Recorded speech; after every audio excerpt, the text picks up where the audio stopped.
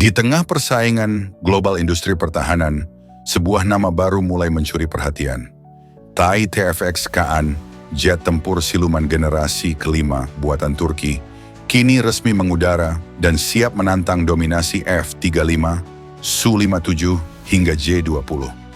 Pesawat ini bukan sekadar lambang kemandirian teknologi, tetapi juga bukti bahwa Turki mampu masuk ke jajaran elit kekuatan udara dunia. Dan yang membuatnya semakin menarik, Indonesia telah menjadi pembeli pertamanya dengan kontrak bernilai miliaran dolar. Bagaimana perjalanan Kaan dari proyek ambisius hingga akhirnya benar-benar terbang? Dan apa arti pentingnya bagi Indonesia? Inilah kisah lengkapnya.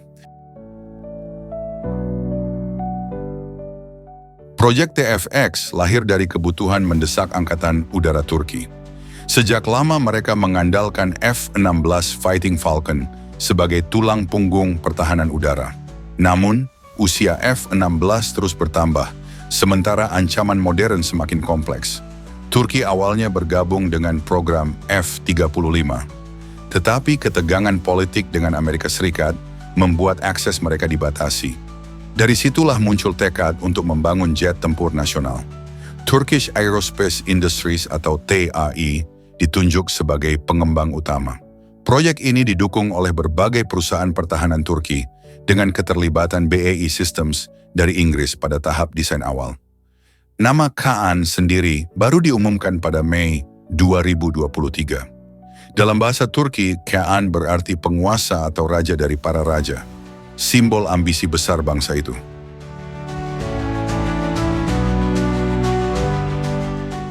Langkah penting dalam sejarah Kaan terjadi di Jakarta saat pameran Indo-Defense 2025.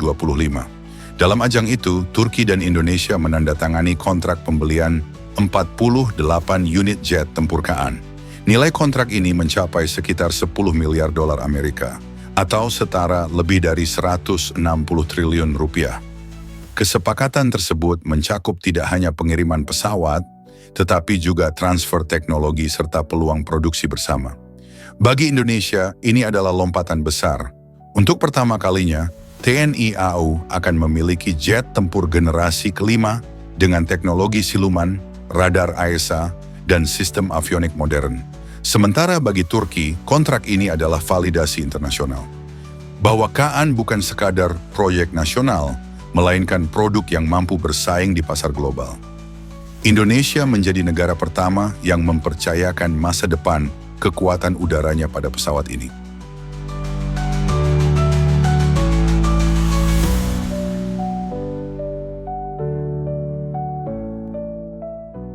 Awal 2023, prototipe Kaan keluar dari hanggar.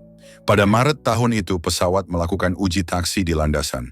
Momen penting terjadi pada 21 Februari 2024, ketika Kaan melaksanakan penerbangan perdana.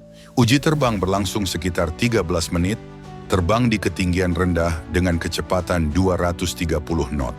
Penerbangan itu menjadi bukti nyata bahwa Kaan bukan sekadar konsep, melainkan pesawat generasi kelima yang benar-benar hadir. Sejak saat itu, TAI terus menambah prototipe baru dan melakukan uji terbang lanjutan. Tujuannya jelas, membawa Kaan masuk ke tahap produksi pada akhir dekade ini.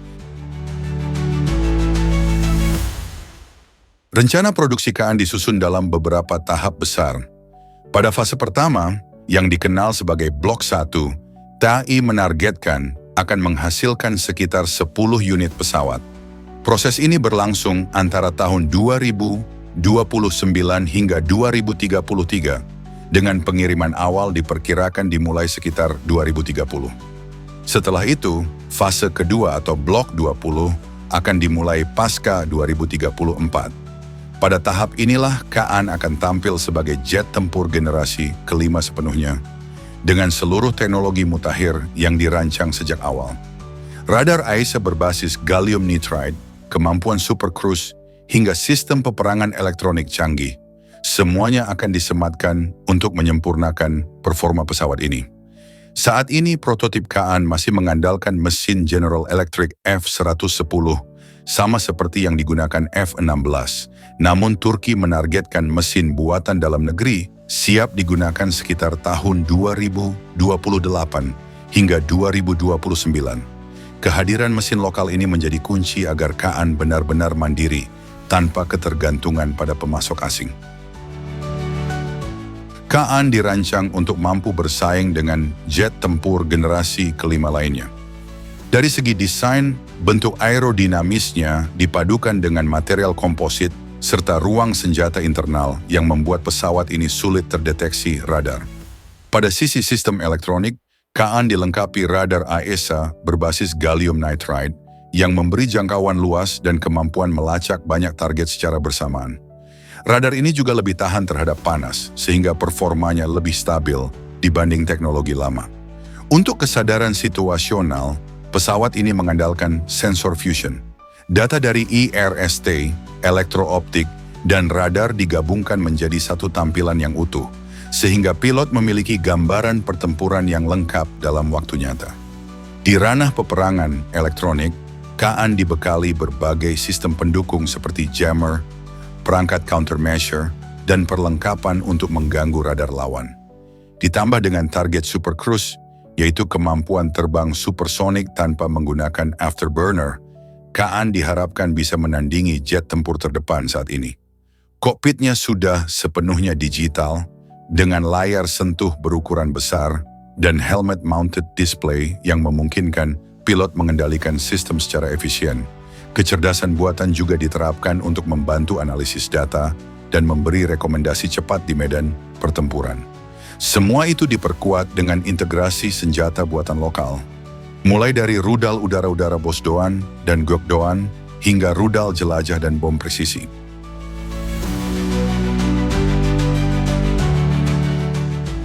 Banyak pengamat menyebut Kaan mirip dengan F-35, tetapi dengan dua mesin dan ukuran lebih besar.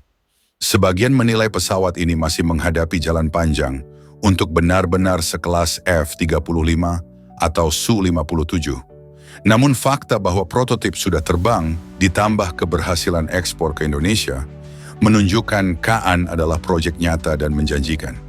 Turki kini masuk ke dalam kelompok kecil negara yang mampu mengembangkan jet tempur generasi kelima. Amerika Serikat, Rusia, China, dan sekarang Turki. Ini adalah pencapaian besar yang memperlihatkan bagaimana industri pertahanan global semakin multipolar.